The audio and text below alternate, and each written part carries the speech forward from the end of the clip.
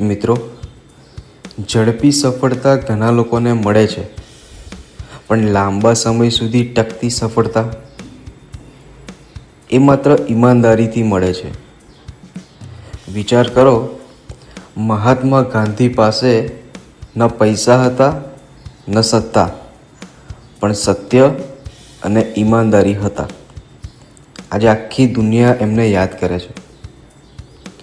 લાલ બહાદુર શાસ્ત્રી દેશના વડાપ્રધાન હોવા છતાં પણ વ્યક્તિગત જીવનમાં અદ્ભુત સાદગી અને ઈમાનદારી જેવા ગુણો હતા. એમની વિશ્વસનીયતા આજે પણ અનેકને પ્રેરણા આપે છે.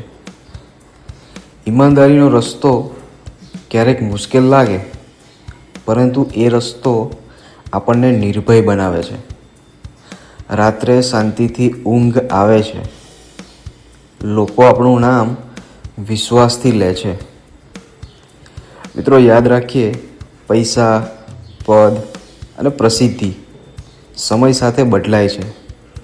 આજે ઓછું છે, કાલે વધારે, આજે વધારે, કાલે ન પણ હોય. પણ ઈમાનદારીથી કમાયેલું માન ક્યારેય ઓછું થતું નથી.